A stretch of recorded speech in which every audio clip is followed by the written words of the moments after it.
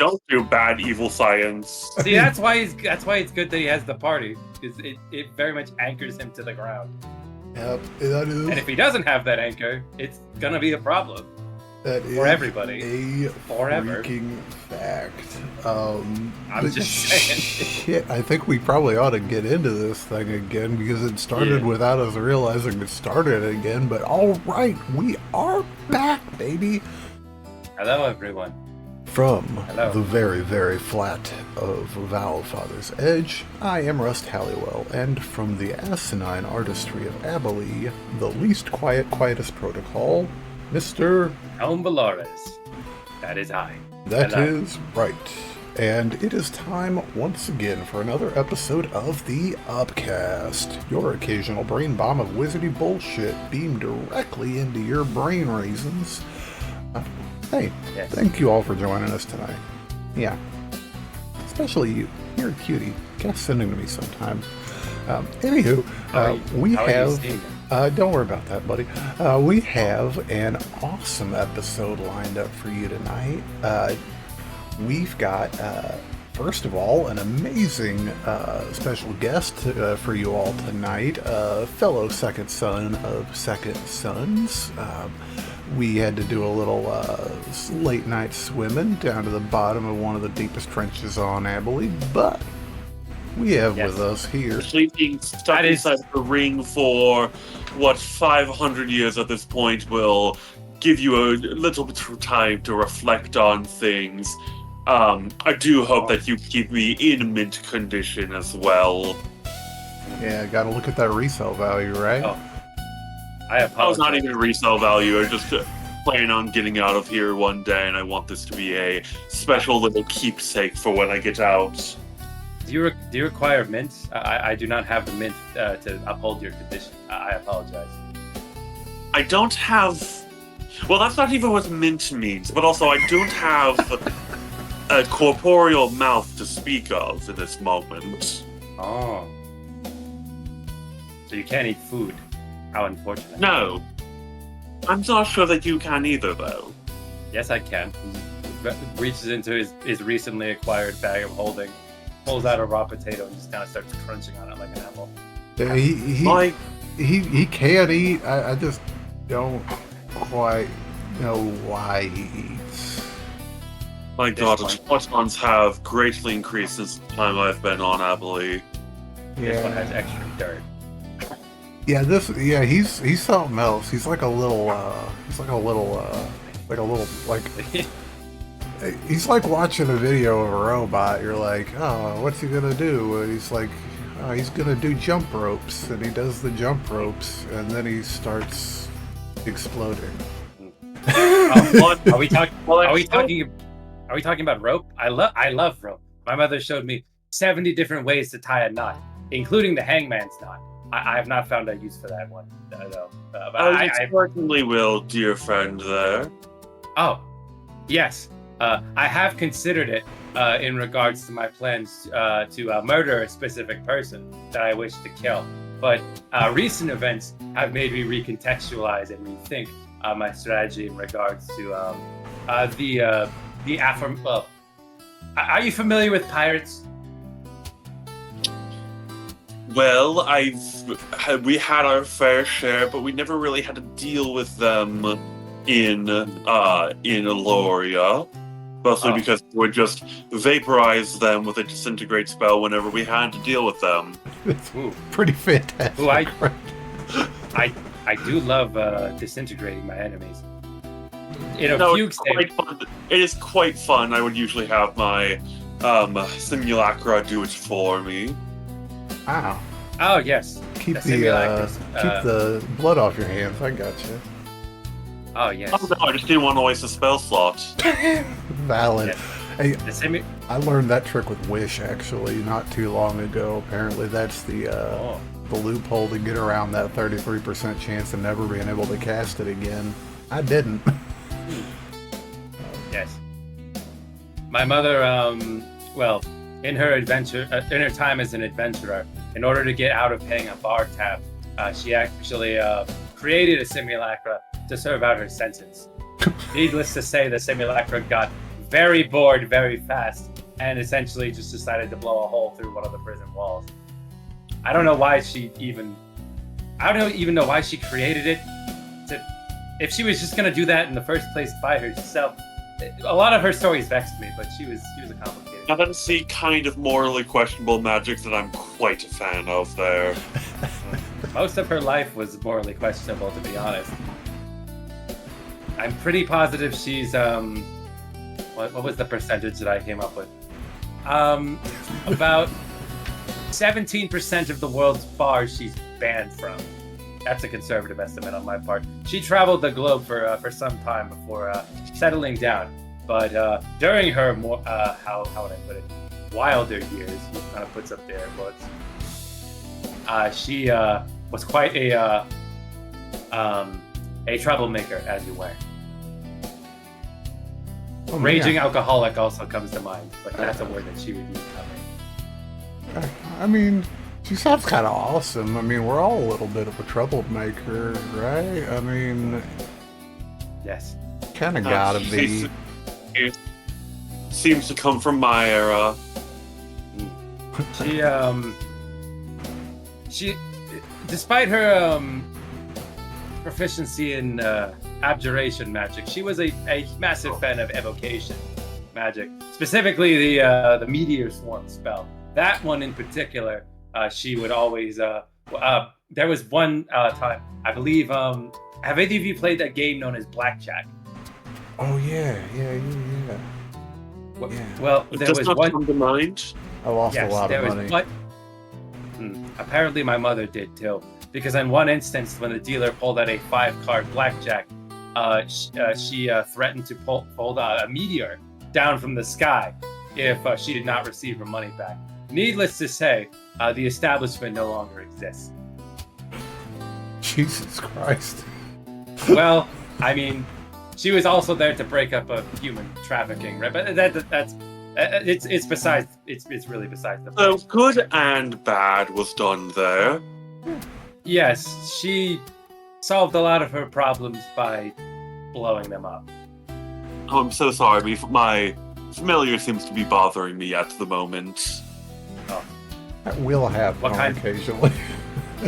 What kind of animal is your familiar? I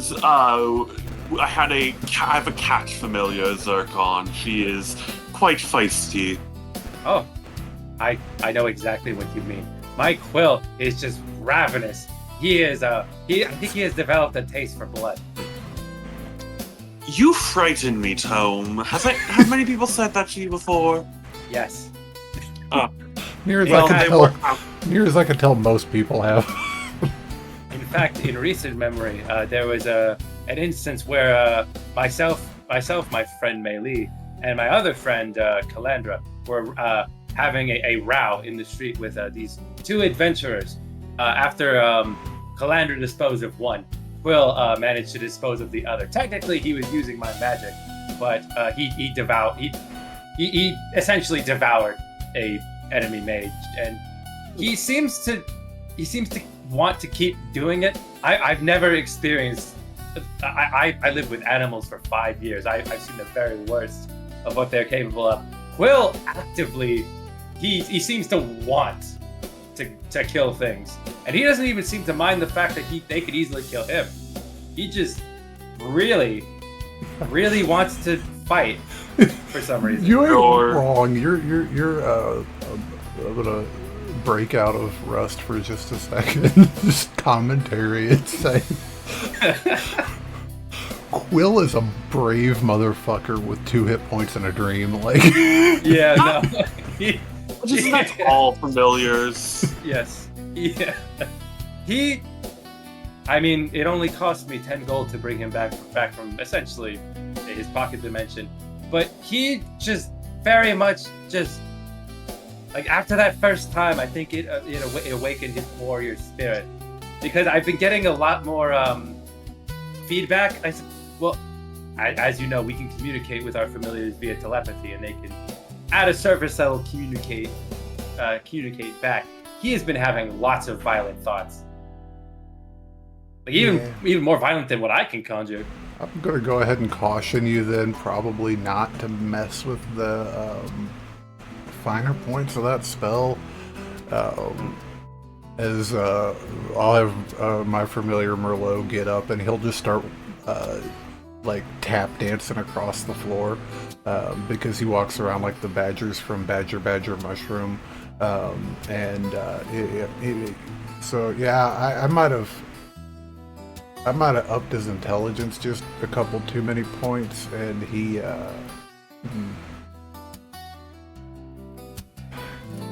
anthropomorphism is really unsettling. Isn't that the life of a wizard, though? What is that expression that the youth use to fuck around and find out? Yeah, that was one of my mother's favorite catchphrases. I think we would have gotten along with. We need to get her on for an interview one of these days. That would be incredibly awkward for me, but I would like to talk to my mother again. Hey, I can wipe your memory afterwards if you're afraid of trauma or something. Actually, I'd rather refrain. I'm saving the next time I talk to her after I bring her back to life. Once I have achieved my status as the ultimate magic user on Abhaile. I mean, necromancy is so gauche anyway. It is actually incredibly useful. I am actually. Oh, I know, but how? It's filthy magic, dude. Like you get your hands so dirty doing it.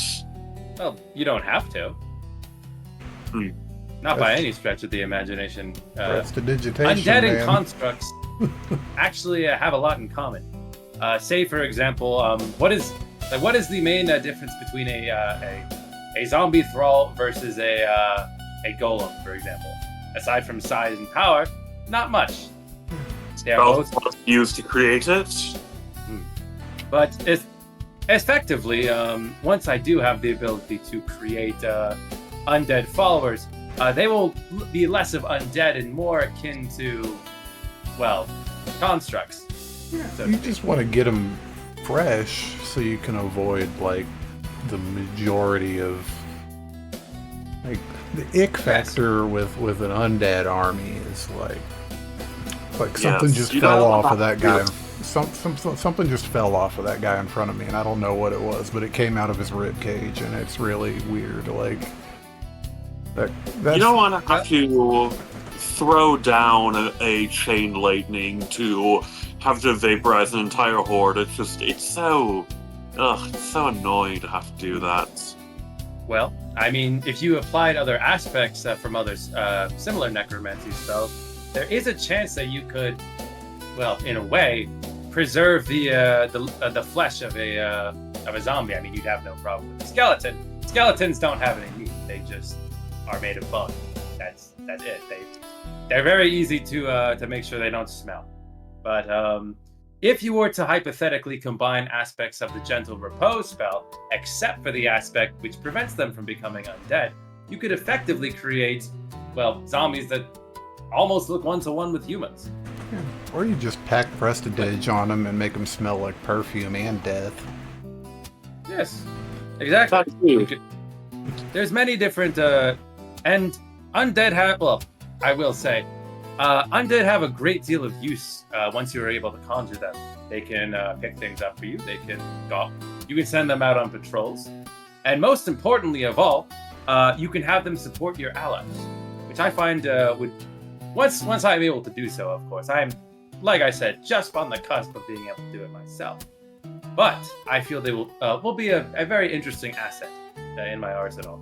Plus, I like the feeling of being a boss and micromanage. I feel like it suits my nature. You're gonna have to get an HR department and everything, man. Like, I mean, oh, don't worry, I have a skeleton that I will. That I actually do plan. Are either of you familiar with the headband of intellect? I mean, I would have no use for myself, but I know lesser people would. Yeah. Yes. Poor people. Dummies. People of lesser minds than you and I suppose the constructs. Yeah, he's smart. Well, that's the problem. Yes, well, how smart can you be at, like, what, 5th level are you? That's the. It's the key. as my Yeah, mother that's used as my Yeah, mother that's used to say, double it's not the size of the brain that matters, it's how you use it. Although I don't know if she was in reference to a brain, or she did say organ, but I do not know which one. She would not tell me. What's the intelligence stat on an elder brain? I think it is 26, if I had to guess. Hold on, let me use my divination powers here. Yeah. And by divination powers, I mean Google. Hey, it looks like different things to different people. I have a crystal ball named Google. Yeah, well, Very. Prognosticator Guild provided me with it. on my world, we accidentally created this thing called face parchment. It's exactly what it sounds like. Oh my god, I'm smarter than an elder brain. What's their? It has a measly intelligence of a 21. Oh so, shit, me too. A child. Barely a child. 21 is Like- all. 21. That's not You're even supposed to be enough. high. Yeah, that's not enough That to actually- even. That's not even enough to give it a modifier better than a player character, like a traditional That is quite- common. That is quite sad. But as I was saying, in reference to the headband of intellect, I do agree that it is indeed wasted on anybody who actually does have a consciousness. But if you were to hypothetically put it on something that does not typically have a consciousness, well, it doesn't necessarily give them the ability to speak, but it effectively transforms them into an entirely different being. In fact, if I am able to find a headband of intellect and experiment on it, there is a chance that I may be able to confer its abilities onto a great deal of undead, potentially even creating a new race. I mean, So Yeah, what it you're was- saying is we're not good enough. No, it's more just I want to create the ultimate minions, which will serve me. Well, And I thought my plan of just erasing people's memories and spying on my friends was evil. different shades, I would- man. I wouldn't say evil. I mean, No. an undead isn't necessarily evil. No, but Now, Russ, I've heard you. We've kind of danced around a couple subjects here. What is your specialty when it comes to magic? yeah, and I'm a little bit of a mixed bag.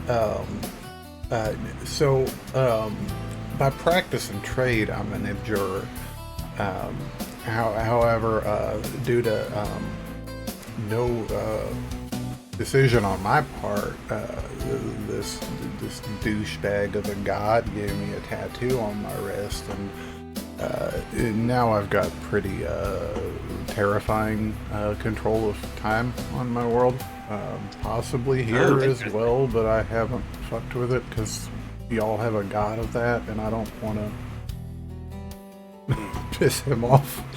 Well, I don't have much experience with gods. so what you're saying is you have the defensive magic for people who are too afraid to take a hit, and you have magic that is so dangerous that you can barely touch it, lest it would tear a hole into the universe. Yeah, essentially, like, so I've. The problem is it's really goddamn tempting to use it, but it's just so darn dangerous. So I've been working really hard on altering time in small areas instead of like on a grander scale. It's a lot more complicated, but it lets me do cool stuff. Like over the last 3 months, just like in my downtime, I've built a city. I built a fortress, and I reinforced it day in and day out for a year, compressed that down into 3 months, and then, long story short, there was a bunch of displaced orphans and stuff that we had to find a home for. As you do. It's okay. What's the displaced orphan in the when you're trying to achieve magical greatness? I mean, they don't have a family anyway. No one's going to miss them. Yeah, man. Starting to think I'm the Jesus. only good aligned character on this podcast that's maybe ever going to possibly come on here. Taking the hat off, I completely forgot. Taking the Alistair hat off, I forgot how much of an asshole he was. He's so good, though. It's so awesome. I wouldn't say I am evil. I'm more, I like to stay in line with what my friends like to do. Because I feel it is not socially acceptable to murder anybody who upsets you. Yeah, no, it's just, I make jokes about it a lot because I cannot stress enough how many times, literally any time I open my mouth with an idea to put forward as a solution to a problem, that's the most evil thing I've ever heard, Rust. Oh my god, Rust, are you an evil wizard now? They say it enough that it starts to like make me think, because I've got a low enough wisdom stat that I'm pretty impressionable. Well, that's a great thing for you to tell me then. Oh yeah, 100%. I rely a lot on a high spell save. If it makes you feel better, Russ, the world will know when I've turned evil. So the world does not know me, so I am not evil. Well, at all. Well, that's a great thing to hear from somebody. Yes. It is not my wish. My mother wished for me to be a force for good. Though she did fail to tell me how cruel this world was. And how a lot of the people in it should be dead, but aren't. And it greatly upsets me. Oh, I mean, you gotta... So you thought you are failing her legacy? Gotta teach a baby bird to fly somehow, I guess. Yes. Yes, indeed. But yes, I do plan on creating a hybrid between undead and construct, which I feel would. That sounds. I wonder if anyone else in the multiverse has done that before. But it is God, I feel like there's probably like this fucked up suburban hellscape of a planet full of them. Well, I mean, once I have achieved a sufficient level of power, I will turn my gaze towards the stars, of course. Have either of you not thought of that? Why would you go to the stars when I have everything I need on the material plane? Because if I wish to become the ultimate magic user in my plane of existence, that must extend to everything beyond the planet that I am currently on. If there is indeed other life on other planets, of course. Oh, there's life out there. Then yes. I've heard wild theories. I'm not sure if these have advanced at all in your times, but there's a species of aliens out there called Githyanki that might exist. These green men who live out in the stars that some people claim they have seen before. Well, yeah, they're things. Yes. I briefly knew one, though they didn't grow up in their culture. Yes, unfortunately, my mother was not particularly interested with the stars. She was more focused on building her knowledge here on Earth. Well, on whatever the name of it. You know, it's really interesting that you say that. It's really interesting that you say that nobody on your world really is like... If you look up at the moon, you can't see it right now because we're in an extra dimensional space, but, you know, pretend like there's a moon up there. If you looked up and saw that moon, and you had the spell for it, it doesn't really matter.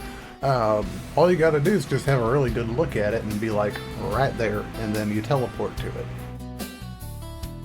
Why has no one done that on this world?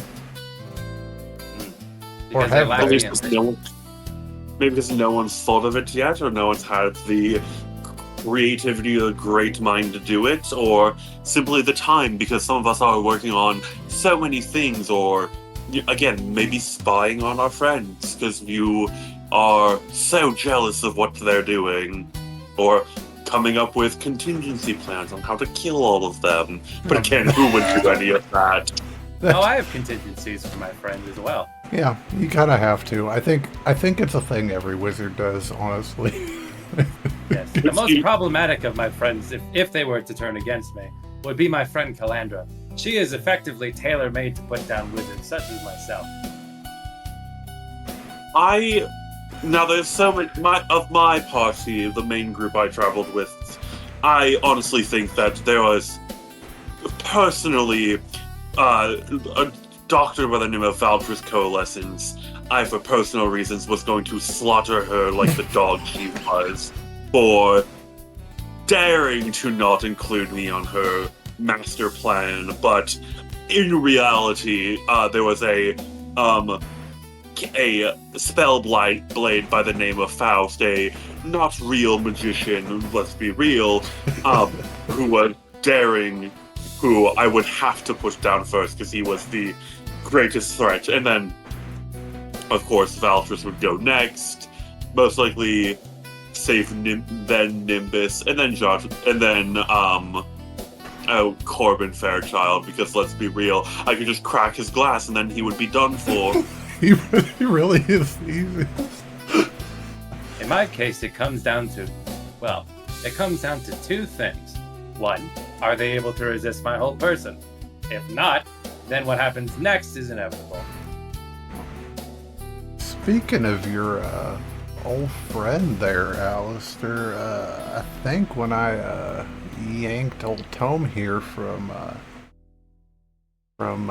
his little resty poo, I'm not mistaken, I think he might have been in one of your buddy's old factories.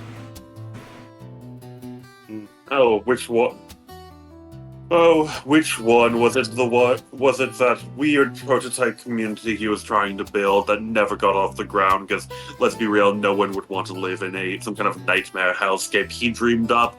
Or was it the one where he shoved all of his books that he bought to bring himself up to the #1 bestseller list and then hid them somewhere else? I couldn't really. It was both. Oh, no shit. Yes, yeah. It was. I did not even bother to read. I did not even bother to read his book. He did have interesting spell scrolls, which I have incorporated into my repertoire. I will say, the fact that he somehow managed to make a scroll multiple pages is just astounding. And what's even more astounding is that almost all the information on it was, and I'm using the vernacular of my mother, bullshit. Rather nonsensical bullshit. That simply did not need to be included. In fact, all of the writing could have been condensed down into 3 sentences and would still have the same desired effect.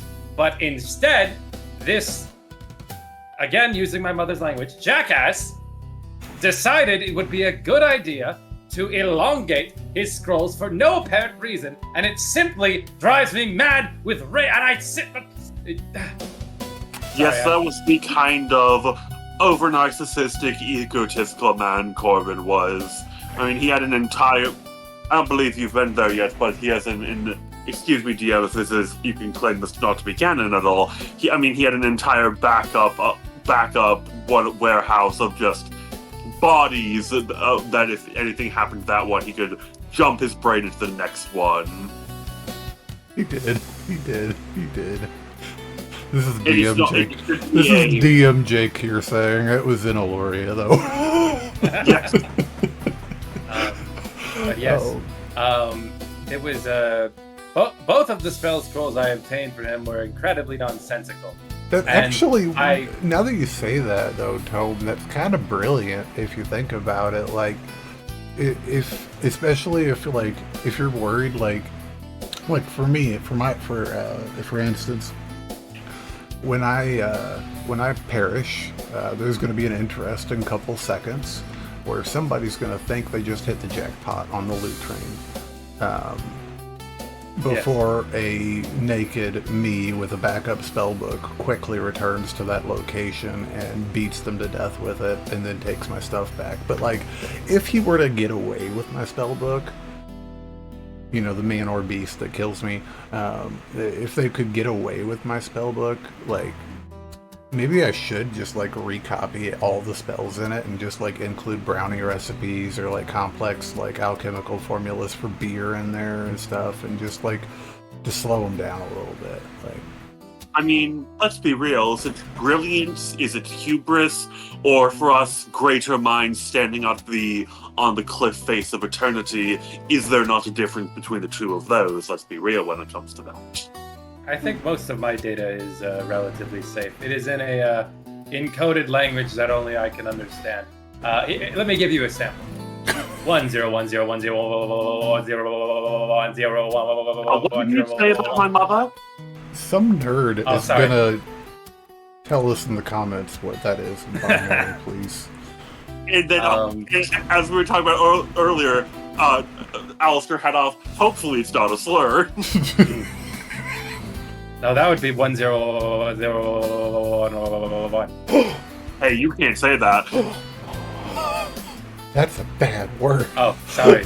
Oh my god, we're gonna get milkshake duck just like the Labubu lady, and I've successfully dated this video. Yeah. That was the binary for cabbage. No, fellow sorcerers of the Ivory Tower here. Is there one spell that you just find so annoying that whenever you have, like, say you're coming up with a bad guy who's like, oh, I'm going to try and take over the world. I'm going to sink the eastern seaboard of Eloria down, and now with my beachfront property that I've bought, I will sell it off. And you're just like, oh, and you're like, fine, I'll kill you. And then they just whip out like a silvery barbs, and you're just like, oh, come on. No. Like, what's the most annoying spell to deal with? Man, I'm gonna answer it in a different way than you're expecting it. The most annoying, but the way you worded it really spoke to me. The most annoying spell I have to deal with is my friend Philip's spell Suggestion, because he uses it in the stupidest places. Although I do usually make a good bet of money betting on him, because it's always like right off the bat against the baddest person we could possibly be up against, and he's like, hey, go home, and I'm like, why would you ever think that would work? But because it has worked. But that's the one. That's my answer. My mother had a lot of creative uses for the Suggestion spell. She once used it to convince a particularly burly half-orc man who was giving her the business, and she effectively told him that the troughs where the cows drink have the tastiest water. You should drink from it. And boy howdy, they had to physically remove him from the trough. It was quite the spectacle, I'm told. Oh, I made a man shit himself once. It was hilarious.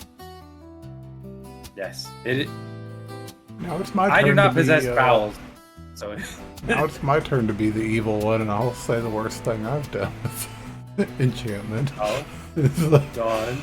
I told a man that he ate bad mushrooms. He needed to purge himself in the middle of a desert, and he needed to go home, but he just remembered that his boss bought him a new home, and it's 80 miles west. He better get going, and he just took off walking after he threw up everything in his stomach. Now that's not evil, that's hilarious. Okay, thank you for vindicating me. The self-help group has turned. The only opportunity I have had to use the Suggestion spell was against a crocodile. I told it that there was a particularly large red fish in the water, and I believe he spent the next 8 hours searching in vain. I do feel bad about that. You sent him after a literal red herring. Yes. I can't tell whether to be annoyed by that or somewhat proud of the ingenious use of magic there. Yes. I choose amusement because, like I told our friend Tome here last time, that alligator has got an origin story now, and he's coming after him. I do not believe it will go well for this alligator if he encounters me again. I am several degrees more powerful than I was before, and very likely would turn him into a very nice pair of boots for my friend Calandra. But who's to say the alligator has not? I don't know. You always have to kill your villains because then they come back to get you. Then they have some kind of... Again, the person who threatened to sink the entire eastern seaboard of Valoria, we let him go because he was some simple bandit. But then, and I begged Faust to let me just use him as target practice, but he said that there's moral codes you have to abide by, and you can't kill people as they're running away, and it breaks Geneva Conventions or whatever that is. What is Geneva? I don't know. But it's a small town that was destroyed. Oh, I guess they won't be having any conventions there anytime soon. Not regardless. Yes. Regardless. I do not take any joy in the killing of anyone who stands against me. It is simply an inevitability. Oh, but it's fun though. No. I don't particularly find every once in a while you get one that's fun. You've never told him. Again, you've never told a man to commit horrible acts of violence upon himself or to soil his own pants, and then you threaten him, and then you say you're going to use him for target practice, and then he comes back and he's like a big villain now. I find a different kind of threat works the most effectively, which is to simply show them how powerless they really are, and to inform them that their impending demise is entirely their fault. And entirely deserved. No, I thought I was the evil one here. Not a matter of evil, it's simply fact. It's anybody who stands against me in my... Anybody, say for example, if I was on the road with my companions, and a random bandit came out of the woods threatening to gut us like a fish, then I would have no choice, since he has decided to threaten both me and my friend, to exterminate him to the best of my ability, so that he does not pose a problem to us or anyone else in the future. It is simply fact. It is a fact of life. If you threaten someone stronger than you, you should, well, not be surprised by what happens next. At all. In any capacity. Like I said, I don't take joy in killing, but I will do it if I must. And as of late, I've had to do that quite often. This is a public service announcement for any would-be artificers at home. Hey guys, how you doing? Don't give your fucking robots emotions. Bad. Yes. Well, Rusted is simply a fact of... What if someone was threatening your friend? Would you not... Did they not just sign an unwritten contract that, they're responsible for what happens next? No, not at all. It depends heavily on which friend, who's threatening them, why, and if all of those check out, then they have a problem with me. Otherwise, yes, my friends are idiots. Yes, they are. I can sympathize with that. You can have the smartest people on the planet, and they can still be some of the dumbest people you've ever met. Yeah, and they're not even the smartest people on the planet, so... The highest one's got a 12. That is how much I value my companions, you see. Because they are effectively all I have in this world. They are my tether to, well, everything that I have in my life currently. And if I were to lose that, I don't like to think about that at all. But yeah, can we pause real quick? I accidentally just spilled coffee all over myself. Oh, okay, pause. Because you're disembodied. I feel like I need to. Like make your video like blue and transparent, like Qui-Gon in those stupid Charlie Hopkinson videos. Oh yeah. Oh man. Oh. Yeah. We Tome is sounding more and more fucking like he is like hanging on by a thread. Here's the theory. I don't think he really is. I really think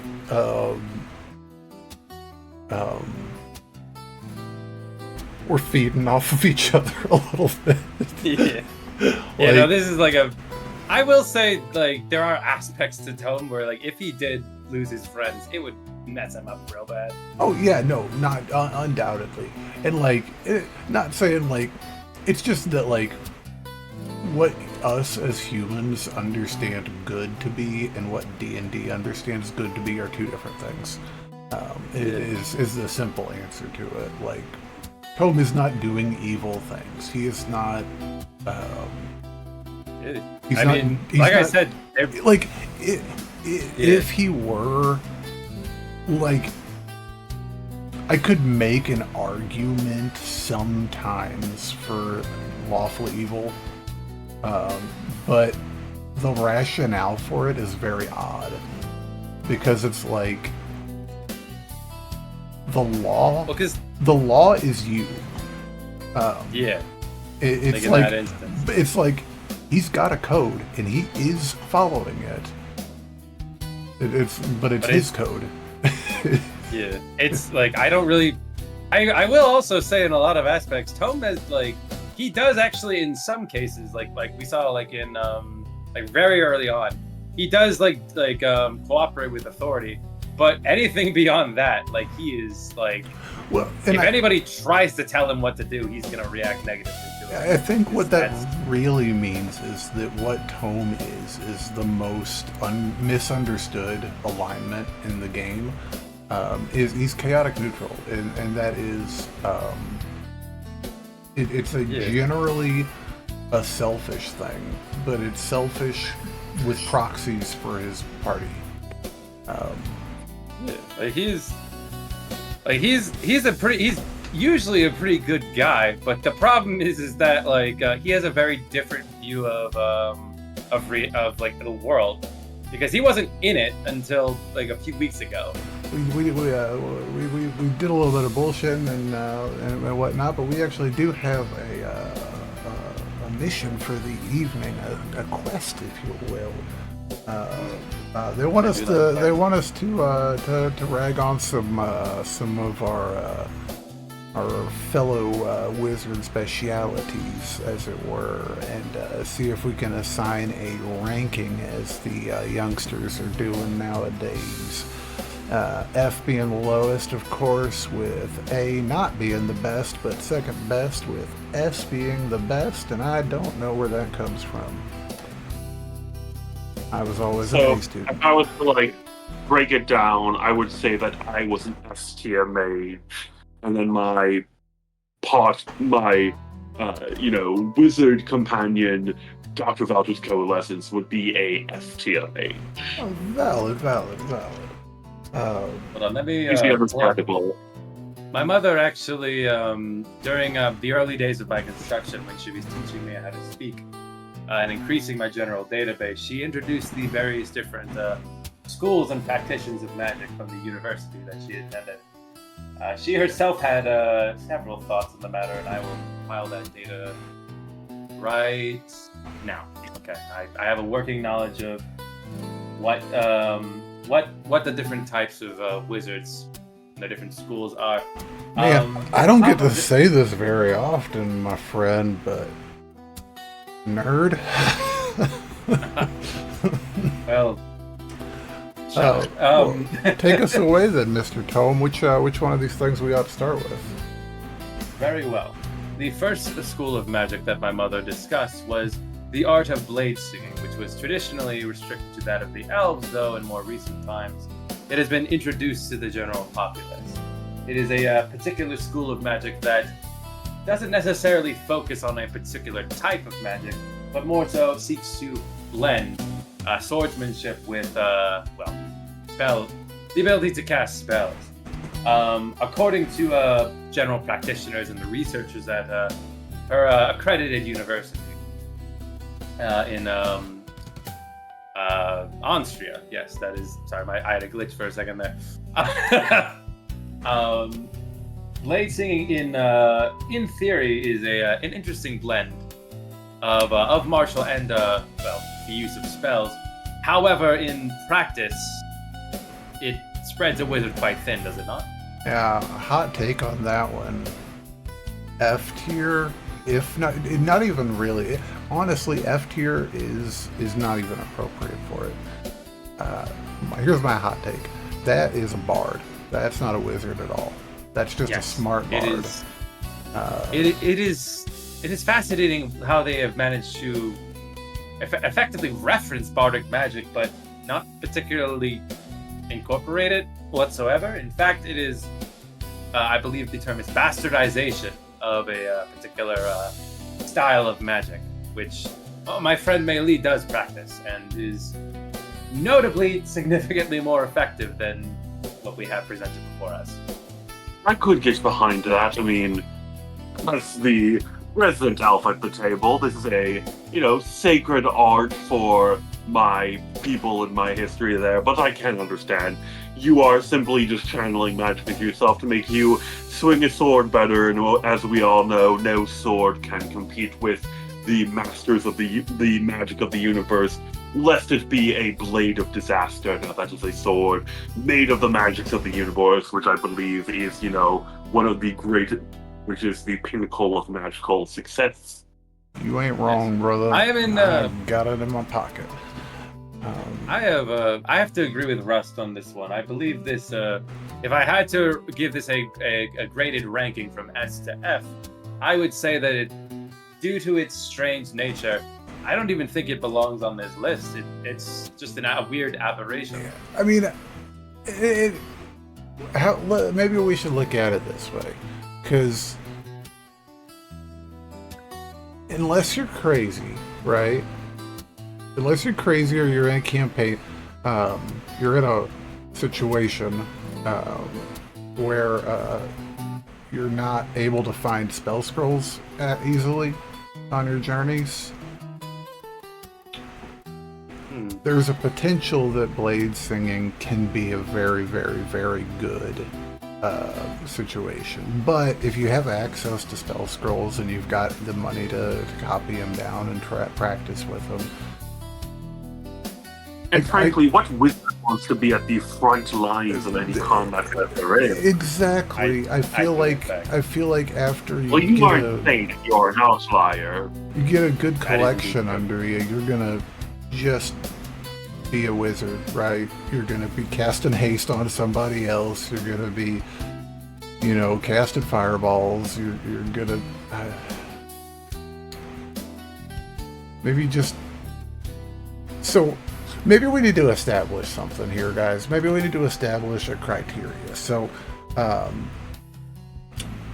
maybe we should establish C as a baseline of they're just a wizard, right? The worst case scenario, it's a wizard. They don't have anything actively bad on them that's bringing them down. We can go that route if you guys want to. Something like B is our baseline. F is basically not even a wizard. A is something as every wizard will ascribe to be, and S is the pinnacle of wizardry, which of course will go to divination wizard. There might be more than one up there, but yeah. Even regarding all of that, I still believe Bladesinger is at the bottom of the list, particularly because of its contradictory nature. Blade singing is unfortunately going to receive the uncoveted F. Sorry, Blade singers. Be otherworldly guys or be nothing at all. I don't know. May I make an argument for what I think is the baseline of wizardry? Yes. I would say evocation, C tier wizardry. That's an interesting one. We can bring that. Let's switch gears and look at evocation now. I'm on your side there, Alistair. I don't think they do anything special. I think war mages are way better. Yes, but I mean, it is... what evocation? What are you doing? Just shooting fireballs, any wizard can do that, and that is the least interesting thing a wizard can do. Learn how to bewitch the senses, beguile the mind, see past the veil of reality, and then we'll talk. Anyone can, even a druid can shoot a fireball, or a sorcerer can shoot a fireball. I would actually argue that makes it, actually is one of its greatest strengths as a school of magic.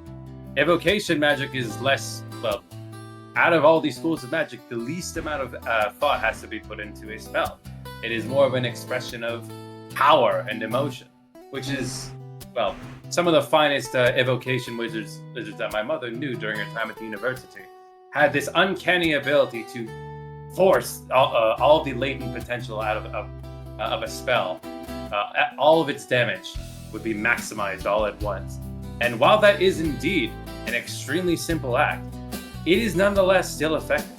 Yeah. In the same way that you could write in a spell book with the finest quill, the finest ink that this world has to offer. But sometimes all you need is just a quill.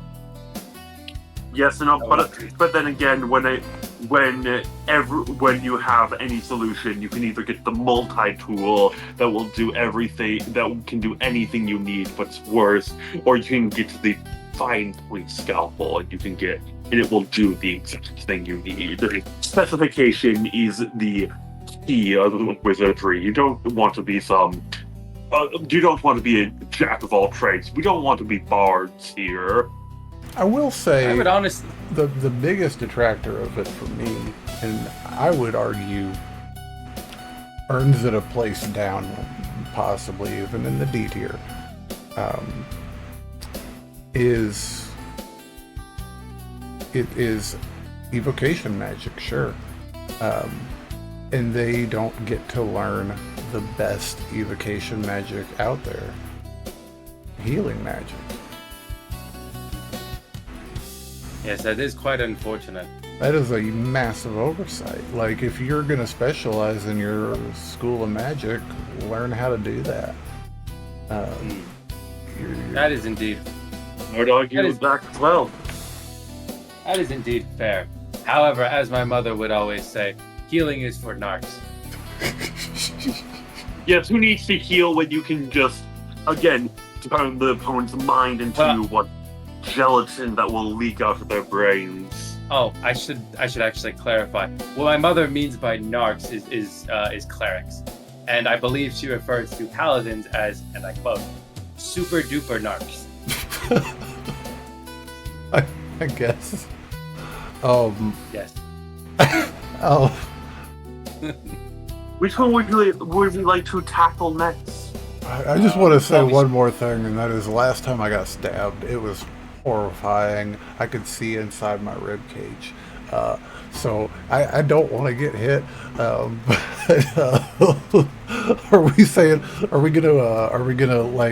we nailing on C tier for evocation, or you guys think I'd leave that D tier or C tier, simply because it is the baseline of wizardry, and they can't even do the most powerful one, healing.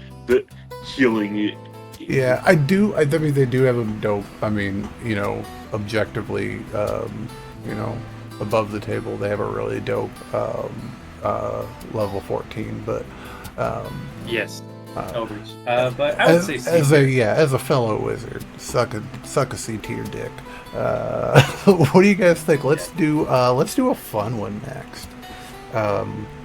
Let's do Order of Scribe.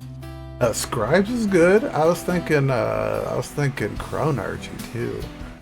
Chronarchy. I can't remember. That's because I called it time magic.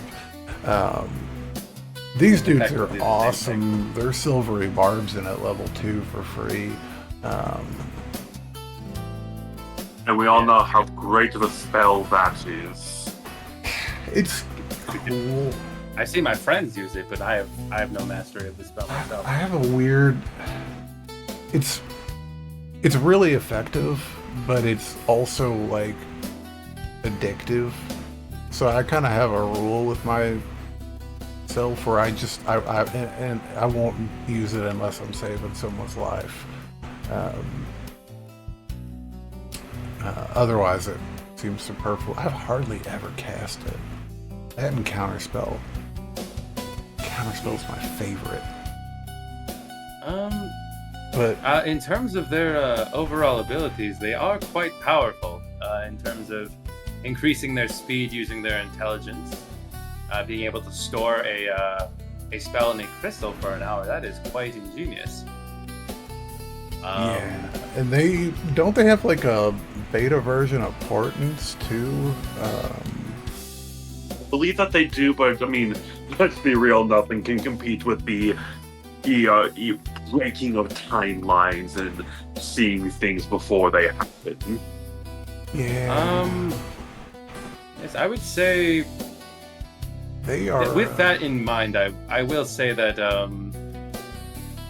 it does pack quite a punch, but I'm reluctant to give this anything higher than an A.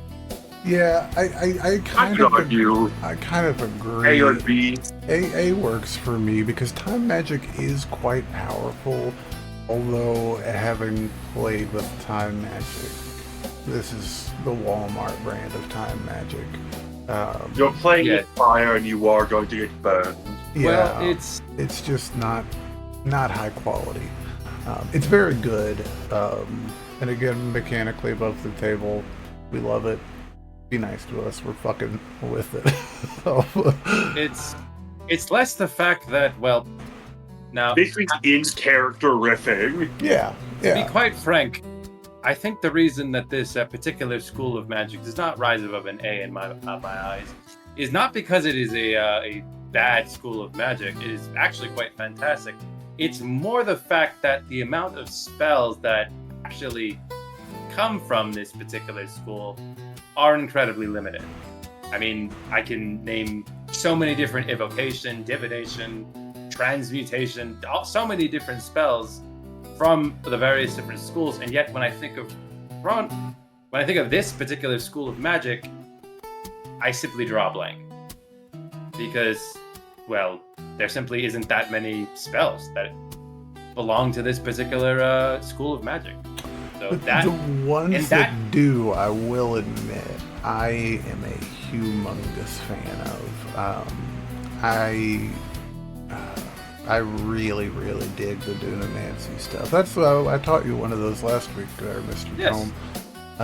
yes, indeed, and it's quite usal. But again, it is still an underdeveloped school of magic. Well, it's because, near as I understand, Chronargy magic is a fairly new branch of magic here in the last, I think, 80 or so years. Definitely less than a century. Yes, but I feel once more is done with this particular school of magic, then it can ascend to the coveted halls of Esfren. But for now, unfortunately, due to the limited amount of spells that actually belong to this particular school of magic, and unfortunately, should only receive an A in my eyes. Think the robot has spoken. That'll go A tier for time magic. Oh my god, look at this tier list. It's showing up on the little scrying projector over there and everything. Fantastic. Sweet. I can't see it, but I'm also in a ring, so... So this one's going to be a fun one for the next one. For me personally, just because I'm a shit stirrer a little bit. So let's move right on to one of my personal favorite schools of magic. Transmutation.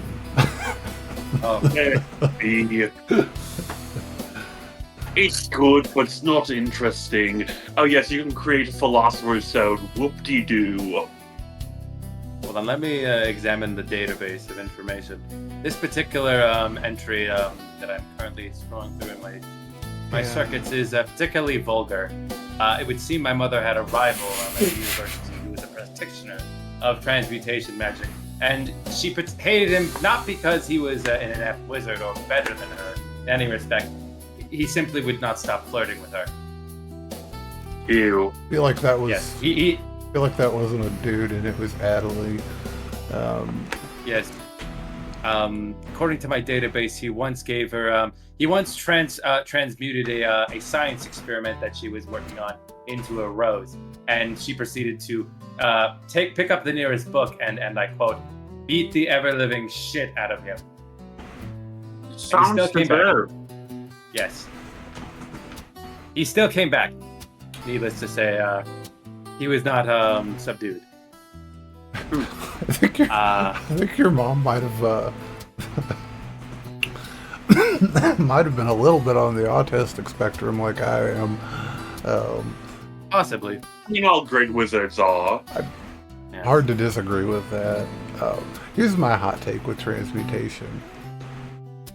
I think it's the most practical school of magic for somebody who's just living a normal life. Yes, and are we living normal lives? No, we're out there shaping the world to its very core. God damn it, no, I know, but I want to be a transmutation wizard sitting at home in a cottage somewhere. People keep dying and gods keep coming and talking to me, and it's terrible. Well, think of it like this, Russ. When you're to achieve certain levels of power and mastery in wizardry, that requires a bit of, well, you can only study books for so long. I stayed in the woods for 5 years and barely managed to progress to where I was without any practical application. And where would you practice your most intense magics and expend the most effort? As an adventurer. And some of the mightiest casters who've ever lived were adventurers. So, in some aspects, it could be argued that you would not, even if it acts as a transmutation wizard, there is a chance that you would not progress past, well, the very beginning of that particular class, simply due to the fact that you have no real way to practice. I mean, what can you do? Like, change one thing to another thing? Make me fucking rich, baby. That isn't the... If... I will concede, Russ, that if, hypothetically, you were an adventurer and you chose this particular school of magic because you were thinking in terms of the long game, in terms of retirement, then I could see a pretty convincing argument. But in terms of its practical, we have to think in terms of practical application as an adventurer. Yeah, and so again, we land on baseline plus. So, I would say baseline plus because I don't know very many other wizards that can bring someone back to life. I would say B. B is a good. It is not a bad school of magic, but it is more that. There, I think that can be acceptable. As an adventurer, you need something a bit more substantial. You cool with a B for belligerent there, Mr. Alistair? Absolutely. All right, transmutation, you're going in the B class. Mr. Alistair, you want to pick us the next one? Yes, I would like to, of course, do divination next, and I think divination is S tier where it belongs. F tier? Is that what I heard? I think I did. No, I heard F tier as well. Yeah. S tier is the best. Yeah, best. That is what we call a joke. It is hard to deny. A lot of chronergy borrows a lot from divination. They share a lot of. Change fate itself, bend the very laws of reality. You will never fail at what you're trying to do with divination magic. You can see through reality itself. You can give yourself a third eye in some way, shape, or form. You can, every time you cast one of your divination spells, you can regain one of your spell slots. Well, that's actually really dope. Is there a way to cheat that? Is Is there a way to do my Armor of Shadows cheat with that? What is your Armor of Shadows cheat? Right. So in regards to so when I've done the exact same thing. Yeah, so my Arcane Ward generates a point for every abjuration spell of first level or higher that I spend. So with Eldritch Adept Armor of Shadows, you can cast Mage Armor at will without any components. So in a minute 42 seconds, I can completely rebuild my 42 points of Arcane Ward. It's really dope. So I wonder if there's a way to, if there's a divination spell that is at will without using a spell slot in Eldritch Adept that you could borrow and... it would need to be... Unfortunately, it has to be a level 2 or higher. I think that's why they... Probably. That's why they... Probably. Yeah, that's probably why they did it like that. They're like... The laws of reality do not allow you to be that powerful, and yet we can break those laws and yet still have a cautionary tale to tell for it. You've seen the scars into the world itself, and that is our very doing, but the might of donation magic, I think, merits its S-tier category. I do agree, especially because... And I'm also not biased whatsoever. This is purely, logic and not pride seeping its way into anything at all. I think the reason that I think the reason that this, I actually also do agree. I was teetering on A until I read the 6th level feature, but yes. And they actually get a use out of their 6th level feature, right? Yeah, that's what I was actually going to comment on. Unlike plenty of your other subclasses, although you necromancers do get at least a little bit of a bump then. Yes. And we'll get back to that in a second. But the reason that I do agree that this particular school of magic does belong in S is because its core feature is something that you as a wizard are always going to use. Master. I agree, and I think it is high time we give Blade Singers a buddy. And that buddy is blood magic. And blood magic is the That's not even real magic. It's pretty darn stupid. I would argue that more falls under sorcery, but I will let you take the handle recipe. I do not possess blood, so I don't possess a dog in this one. I'm just gonna go ahead and enough said it with you have to hurt yourself to do stuff. Enough wizards already don't have a lot. Yeah, it's really, really dumb. Out of character too, if I remember right, that would even suck with I think in the original versions of D&D, 5e, wizards were gonna have a D4 hit dice too. Yeah, they did. I would not even put blood magic in F. I would put it in its own little trash can tier by itself. It was a shopping episode. Why did you have Fireball prepped? I always have it. That's my secret, Cap. I always have Fireball prepped. I watched Star Wars Episode 1 the other day, and I really, really, really like the idea of aggressive negotiations. Now this is pod race anyway. It is. It really is. So let's punt blood magic into the trash can. It is in the trash can. Let's go back over to scribes, man. You were talking about those earlier, Alistair. I like a book nerd. I like the idea of a book that talks to me. I don't know. That would get annoying after a while. I mean, imagine having a magical artifact that would talk to you. Yeah, that would be. I do dig their quill though. Just because. I believe the robot over here also digs quills too. Oh yes. Yeah, but his quill is my little buddy.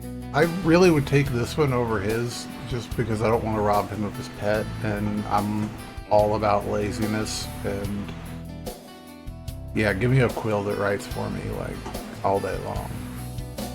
I mean, this one is also good if you are mastering the amount of spells. It is quantity of magic there. Now, that says nothing for the possible quality you may have, too, but... Yeah. That's for sure. They are quite interesting. They have that really nifty, like, sorcerer parallel where they can transmute their spell into a different type, which is really freaking cool. Oh, yes. I mean, what did necrotic fireball look like? I'm just... Most yeah. of my magic is purple. Just like a I can actually... bomb? Death! I have a new idea for an invention. Thank you. You're welcome. Get me out of here when you're done. Jesus. I will see what can be done, but I would say that this once again falls into the it doesn't particularly focus on, and it's the same as blade singing, except I would argue that this leans more into what the wizard is already capable of and enhances it, because effectively manifest mind at level 6 it's just an upgraded familiar. Yeah, I mean, And Correct. it is. I mean, it's pretty darn dope. I worry about it inspiring gods to be angry with her spellbooks, though, and I don't like that prospect. So, Possibly a B? An Yeah, A? yeah, it's one of the two.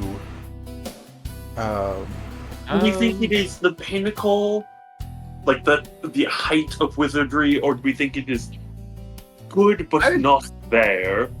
I would say this one is more of an A- in my mind, because it's I can.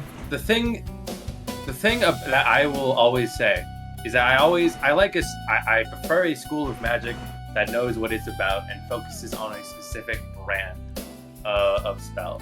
That being said, this particular school of magic, this particular school in general, it does a lot of things right, but it's not particularly exciting. It further expands on what the wizard is capable to do without putting them in danger like Bladesinger does. So I would say an A-, but an A-. Yeah, we know in our hearts. Now let's pick on one again. Gravy. Enchantments I hate for people. Oh, enchantments. We're gonna have a talk about them here in a second. But let's do gravy magic. Graviturgy wizards. Sounds really freaking cool. Big miss. I mean, what Yes. really can they do that's not just capable of being done by a great, like a big beast hand? Let's be real. Yeah. I would say it falls once again into the same trap that time magic falls under. The pronunciation. There's so many different pronunciations. Chronergy? Yeah, there really is. I'm just though. going to say time magic to spare my fragile robot circuits. Works Regardless, graviturgy falls into the same trap that time magic does, in the sense that it doesn't necessarily focus on a widely regarded school of magic. It's still relatively finding itself, and as a result, Yeah. it needs to do a bit more searching, as it were. I really think that the gods that, or the enterprising mages that created this school of magic, or both of these schools of magic, probably were worried about overloading their students with too much, but I think they probably should have just combined them into one. Yes. That of shaping the world. Again, it's that idea of what is that? I know you can access it via that Dream of the Blue Veil spell, but Dunamancy is it called? Yeah. The concept of it's a brilliant concept. I'm fascinated by it. It's it's fifth dimensional. It's gravity, time, and space. It's really cool. Well, here is a particular problem that I have, and now just bear with me for a moment. I have So a bear friend with back me? on Abhaile. Not right now. He's dead. He's actually in my staff, but that's beside the point. I have a friend back on Abhaile. Her name is Mei Li. And she has a very potent ability, which is to simply using her latent telekinesis, shove people with her mind. Oh, yeah. It is quite effective. And at a baseline, it is an extremely easy technique to understand. Anyway, with that in mind, what does the 6th level of this particular school give you? Essentially, that exact same ability. Yeah. Except you can do it every time you cast a spell. That, in and of itself, is what is. I wouldn't say this is an F. It has substantially more to offer than Blade Singer. Yeah. But that being said, 14th level features terrifying though, but again, not powerful enough to be threatening. What is the 14th again? Black hole. Yeah, it's pretty cool. I was gonna say, this is the problem that I have with the Graviturgy Wizard. They have some really cool and really big heavy hitters at the top end of the spell list, but they're very impractical for a team fight. They're real. You're gonna end up killing your friends with it. Like it's really hard to, like, I don't know that you're ever gonna. So I don't know. I just don't know that you could ever. I kind of feel like D tier might be right for this one. D or C? yeah, I would say Mainly D. D. D is a good one for this one. Hell yeah. What do you guys think for the next one? Who's got an idea? You want to do enchantment next? Yes. Cool. Yes, I would. I will abstain from judgment on this one because I can't, because of that fool Valkyris coalescence. She was an enchantment mage and was one of the biggest bumbling idiots I knew. Yeah, I mean, you know, fair enough. If you can't be a little objective. There are serious moral complications with this spell, though. Oh my god! I you're mean, so right. Like, but I mean, when you put those aside, it is indeed an extremely powerful school of magic, and with good reason. undoubtedly, and I have multiple instances from the School of Magic prepared in my book currently. Like, it is a modified memory is a go-to of mine. More for a slight aside, it's a really great way for me to lose something if I need to lose it and never be able to find it again, and no one ever be able to find it again.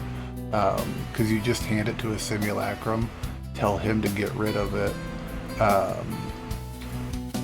have him modify my memory to forget giving it to him, and then I dispel the simulacrum. And Terrifying. yeah, it's kind of terrifying, right? You can never, ever get that information out. They are very questionable and sketchy, but their subclass makes the spells even more sketchy and terrifying. Yes, but we have to look past that in terms of like judging its effective use, because I mean, in regards to what it specifically sets out to do, it does it extremely well. Yeah, it really does. Oh, it really does. Because being able to effectively manipulate and control enemies on the battlefield basically means that you can decide if they get to act or not. You can shoot. You can effectively point at someone on the battlefield, and say, "You are not going to act," or "You are going to act like this." One particularly sinister example, and I believe this is let me check my database real quick, because I believe this is actually specific to the Wizard School of Magic. And I wonder, though... Yes. Oh, no, it's multiple. It is the Enemies Abound spell that is particularly noteworthy and stands out in my mind. Because effectively, you point at someone who is very not smart, and you tell them, "Hey, that guy over there, who you got thought was your friend, is not your friend. He's gonna kill you. You need to kill him first." And that that in and of itself, that is the essence of what makes enchantment so powerful. Because you can, in the same vein as divination magic, you can distort reality. Not physically like divination, but to someone else in the mind, that is all to them that you might as well have. School of gaslighting, baby. I would say the only thing that limits this from being an S in my mind is the fact that it is indeed a bit sketchy. Though I think the big thing that I would argue keeps it an A tier, but a good A+, is that a lot of creatures out there have been tailor-made by the devils of hell or the environments or the, whatever. A lot of them are resistant to a lot of their more potent abilities. But isn't that not a testament to its power? That is true. It triggers individuals. It triggers convergent evolution. Like that is a yes. Like in the elven species, for example, like they specifically evolved because of how potent that particular school is, and that in and of itself gives it, again, due to its sketchy nature and the fact that a lot of individuals resist it. It's a high A. It is why us elves are superior. I do believe that is a good place for enchantment. It is going to be an A tier. Let's go on to... Power, even though, again, Valky's coalescence. Yeah, I'm sure that won't go to her head. She's dead. Let's... Yes, survived her 500 years, so who's laughing now? Let's moonwalk on over into one that I haven't messed with too much at all, and that is Conjuration. Big deal. You can summon a bunch of wolves. That particular school is interesting because I would argue that it is directly across from its neighbor, Necromancy. In many respects. Yeah, I mean, very much. Not specifically due to, Necromancy is divided in my mind as the resident expert. It is divided into two separate categories, which is the destructive elements of it and the controlling elements of it, which neatly falls under the jurisdiction of the School of Conjuration, which effectively is one of the few wizard schools in my mind that relies on, other individuals besides the caster, which I think is endlessly fascinating. Let me pull up my database real quick. Yeah, they get an odd mobility at level 6. My problem with Conjuration is that it feels like you're trying to both be a summoner and a teleporter, which why on God's green earth they added those into the same class. Yeah, that is kind of odd. I get what you mean by that. Like, I mean, it's also just as weird as the Dreams Druid being a teleporter too. Yes, the teleporting aspect is a bit questionable because I would say that falls more under the realm of transmutation or evocation. I would honestly argue that as well. I see the argument for Conjuration, but I also don't see it as a prominent figurehead of the School of Magic. Like, that's not why people are picking this. Like, oh man, I hope it's got cool teleport features. Like, no, I hope I can use this in combat. Like, I think one particular reason is why this school is chosen, and it is because of its third level, not third level, but an ability to. Now we're all familiar with concentrating on our spells. Yes, no, not at all. The bane of every wizard's existence. However, as a conjuration specialist, once you reach a certain level of expertise, your concentration cannot be broken by being physically assaulted. Meaning that is strong. Meaning that anything that you bring into existence will not be leaving unless you tell it to.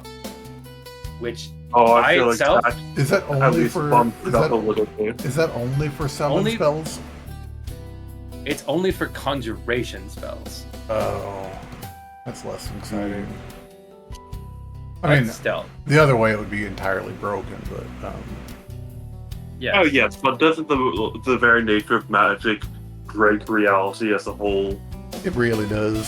So what do you think for that, Tome? You're very passionate about the conjuration. I would reasonably say that that particular if this particular school of magic did not have its 10th level feature, I would say that it's a very low D, possibly F tier. With that particular ability in mind, I will say it is a B plus in my mind. What are you saying, Alistair? I would say a B plus. Yeah, I like Yes. a B plus for them because they are they're interesting. Yes. And they're a rare pick, and I like a rare pick every once in a while. Yes. It is indeed interesting. Let's go to War Magic. War Magic's kind of interesting. War magic, I would say, successfully does what Blade-Singer attempted to do, Yeah, which is to and what Evocation wanted to do. yes. Yeah. I would say, arguably, just from the get-go, it is definitely. Hold on, let me search my database for more. Yeah, and Don't it's think it. kind of great value abjuration as well. Yes, Again, the jack of all trades, master of none. Though, if you're speccing into multiple fields, you're not going to be getting the best of each of those. I mean, your key feature is what? Being able to use your spell slots to reduce incoming damage. That's spells that you will not be able to cast later. Yeah. But I simply enjoy the ability that it presents with Dispel Magic and Counterspell, because it expands upon an idea that is actually, well, the Abjuration class of Wizardry does address Counterspell and Dispel Magic in its own way. But in this particular vein, it is unique, because you can channel defensive magic into offensive attacks, which I find endlessly fascinating. And that is mainly, that also comes from its core, one of its core features, which, again, if you are in, I will say, it loses a lot of its utility because it is specifically designed to fight other spellcasters. And while spellcasters are indeed present in whatever reality you happen to dwell in, that does not necessarily mean you will be encountering them every day. For sure. You will Unless not- you live in some kind of lame world where there's no magic. Yes, because Right. this Like mine. particular school of magic is designed to oppose the others, purely because it is, I believe my mother used the term anti-mage, in the sense that you are a mage that targets other mages specifically. This is the Sith Inquisitioner. I mean, essentially, yes. Like it's about, like, it's specifically designed to nullify spells and take that power for yourself to use against them. Nom nom nom, my magic. I would confidently say that I would simply say that this is an A tier, purely because of, well, actually no. Let's I would say B, purely because I would argue this is a B tier. I'm real Pure- comfortable with that as well. Yeah, begin with. and let's be honest. Anything that it can do, except for its weird thing, you can do with the wizard and some feats, and we've all got feats to burn once we get level 20. Like we get those, we got. Yes. We need 3 feats, and the rest of them are whatevs. That being said, if you want to specifically be fantastic against other spellcasters, it is definitely a top. It's a nice popcorn movie. Exactly. Speaking of popcorn movies, let's move along to Necromancy. Oh boy. F tier, right? Oh boy, do I have a lot to say about Necromancy, but I will attempt to keep it brief. Ever since I have been bestowed with this particular field of magic. I cast silence.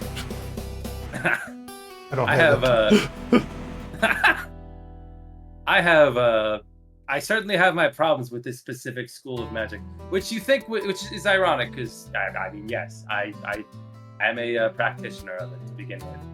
I will say you have to approach this particular school of magic with the right expectations, because the only real necromancy spell that you are going to be using very often is if you have done what I have done and reached into the well of power within you and stolen the inflict wound spell from the cleric spell. Is because, let's be honest, let's not kid ourselves, there is not a lot of powerful well, let me walk that back a second. There is indeed lots of high-powered necromancy spells at the higher levels. Yeah. It simply takes a while to get going. It takes, necromancy is a great school of magic if you are going to reach the higher levels. Yeah. If you are not, and you are, say, for example, only adventuring until, say, level 5, then it becomes incredibly abysmal. Like in this particular instance. It was like it was designed for BBEG specifically. Yes, it was. We cannot get around the fact that it is indeed designed for evil aligned players. But that does not necessarily mean that you have to be evil in order to practice. Oh, that's not what I meant. What I meant was that it I'm just was a bunch of stuff for high level, so it's like, it doesn't really matter. Yeah. They'll be high level when they fight them. Because at its base level, the base ability that it grants is the ability to gain back HP when you kill something with a leveled spell, which in and of itself is a nifty way to heal. And it will be used fairly often if you know what you're doing. That being said, it gets bonus points just for being a wizard having a heal option in my book. Yes. Like, that being said, it doesn't particularly. You're not going to be getting the maximum amount of HP that you can possibly get back on it is 27. And once you are at the level of power where you are having access to 9th level spells to begin with, that is not a lot of, it is actually quite a wasteful use of a 9th level spell slot in a lot of aspects. I will say necromancy does not quite pick up as a class until level 6, in my opinion. Yeah. For one specific reason. But it's not really about, so what we're saying is it's C up until that point, because it's still just a wizard, so it's still a very valid, but... Yes. It's C all the way up until level 6, because once you achieve that specific level, you get access to, I believe it's the undead... Wow, I don't even know my own fucking stuff. Sorry, I broke character again. Bad robot. But anyway. No, they got shut down. But anyway. That is when the Necromancer subclass begins to pick up steam. Because Animate Dead by itself is a nifty little spell that a lot of people get access to. But it's limited in the sense that it's very resource heavy. 1 3rd level spell slot only gives you 1 skeleton. A 4th level, only 3. A 5th level, 5. Because it adds an additional 2 every time it's upcast. However, at level 6, as a necromancer, you get the ability to, instead of making 1 undead construct with a single 3rd level spell slot, you can make 2. And that might not sound like a lot in theory. However, it skyrockets the very instant you realize it only takes 1 3rd level spell slot to maintain 4 undead. Yeah. And that number can get exponential. I would say solely for the sheer mass of forces you're able to muster, this is absolutely a high B, low A. Oh, I would be more comfortable with a high B in that particular. It would be fantastic, an S rank in my mind, if it did not take so long to get to its core features. I think that we can go with a high B. I would situationally say if it's a long campaign and you're going to be playing it with undead, it's an S tier pick because of the level 14 feature. It is so good. Yes. Two more. We got two more schools to go through. Let's speed run through Illusion. I think Illusion is a perfect C. I would. My gut instinct says the same thing because I can't tell you. I'm going to look at this thing and that I'm going to look at this printout from Tome's Butthole and see what they do specifically. As I already established, Russ, I do not possess any anal orifices. Yeah, well, what is this piece of paper that I'm reading that's coming out of you? That's my fax port. He's got a modem. I receive important correspondence through my fax hole. What do they get? They get minor illusion. They get some cool stuff. They get some really. You shake your head. They get a better minor illusion, a spell that is so useful. I mean, it really is. I probably use minor illusion more than almost any other cantrip because it is just so convenient to be like, "Hey, have you seen this guy?" and then show them this guy. That doesn't particularly stand out in my mind though, because no, not at all. It's the same problem with graviturgy. It's something that it's an interesting expansion on a very good cantrip, but that in and of itself, in my mind, is not enough for it to stand out enough. Yeah, no, I like illusion is. I think it's a strong C with a very good. It's a strong C with S tier flavor. Yes, they have. And finally, fantastic stuff. But yeah, for the final one, we have Abjuration, my alma mater. I argue that Abjuration, for simply its ability to keep you alive no matter what, can throw you into the high A, arguably even S tier category. Yeah, and it is. I guess again, it is very predicated on you.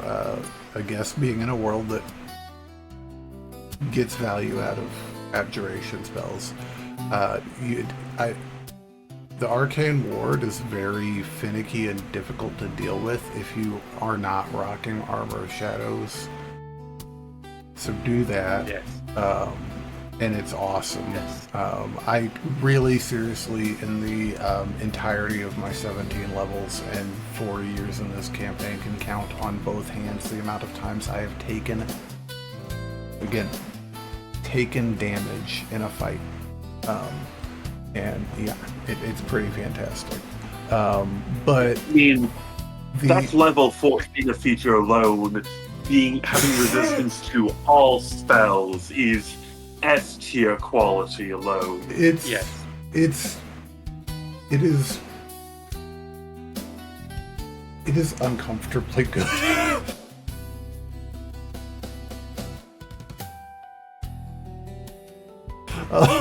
Yes, I would. As my mother was a practitioner of abjuration magic as well, and at the same time did also exploit that armor of shadows that you mentioned before.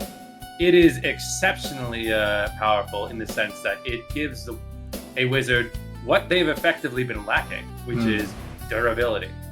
Yeah. Yes. And a durable wizard is an extremely problematic thing to deal with in many respects. How many more fireballs are you able to throw out because of that? Oh yeah. Although I'm more of a lightning bolt guy myself, but yeah. So I think I could make an argument for the old S tier there as well. I will make a caveat here though as well. If you're playing 2024 D&D, it is all the way down here in F because it does not function in 2024. The change to counterspell makes their level 10 feature completely irrelevant. Oh boo! Yeah, it's a big oof. So it is interesting. Let's do some date comparison here. So It is the year 803 for you, sir. In my world, it's 971. You died, Alistair, in... Oh, yes. I keep forgetting that he is dead. Oh, God. Well, dead in asterisks. My brain is perfectly alive. Like, my spirit is just... It's just stuck in this godforsaken ring. Oh, yes. Like a particularly stubborn pickle in a pickle jar. Give me just a second to find... I need to find some person that I can download my brain into them. You, sir... Well, you can't use mine, it's taken. Passed away in the year 4606 in the Great Epoch. Which is wild. Yes. Like... Man, have you ever... I wonder if you could... Russ is thinking, everybody. He's thinking. He is thinking. Oh, danger. That's fine. I want to... God damn it, I really want to get you out of that ring. Unfortunately, we'll find out a way for this later. Yeah, that's probably for the best. We could just put you on whenever we want to, right? Yeah, you can just attune to the ring. It'll also... Just don't die with it on. I don't know what's going to happen to my brain, and it's not quite spacious in here. Oh man. Phenomenal cosmic power, itty bitty living space. I think I heard that in a Mortal movie once. God, if it wouldn't be so immersion breaking, I would totally let you have him, Tome. It is funny. It is funny because you live in a small house. You don't know how big it is in there. You ain't never been. I imagine it's quite small. Yeah, it's wrong. You're imagining it wrong. Imagine it bigger, and it's way more. It is humorous. Imagine it way bigger, and it's so much easier to not feel bad for him. No, by his unsatisfaction, I imagine that it is quite the uncomfortable living space. Again, phenomenal cosmic power, itty bitty living space. See, he even said it. I feel like he would feel constrained by any living space. Yes. Well, I was used to living in a mansion, so... I mean, living in, a 4-bedroom flat is a nightmare. If I shake the ring that you are in, will you get dizzy? Please don't.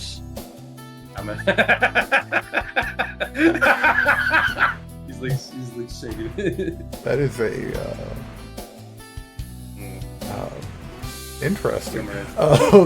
Anyways, dudes, I think that might be all the time we have for today. The powers that be are getting ready to pull us back into our respective realms, but before we go, I think we will drop this ring here in this little desk drawer and keep that for safekeeping for future. You live in a desk. Yeah. And this is where canonically Alistair's ring went /J. Or is it? Hooray! Hooray! Well, that's dangerous because canonically this place exists. That is true. And right, canonically, for the night, boys? all you'd have to do is, you'd have to whoop his butt with the spell save, but you get a good enough not a modified memory, but a good enough detect thoughts on Rust, and you could figure out the details of some of his demi-planes. And, I don't know, it's interesting. But hey guys, this has been the UpCast. You know how it goes. We don't know when the next time we're going to be here is, but the next time we're here, we're going to be here for you. Hopefully with an awesome guest on board and some cool things. And eventually we will figure out what's going on with my stupid jar that only makes mayonnaise. Or maybe I will open the desk and shake our new friend again. Join us next time, friends. One of these times he might come out and make a wish. I actually made myself busy the last time I did that. Well, don't do that then. I wonder if he can vomit inside his enclosed space. Oh, I can't. Please don't. Interesting. It's just an audible click. It's like yeah. saving data.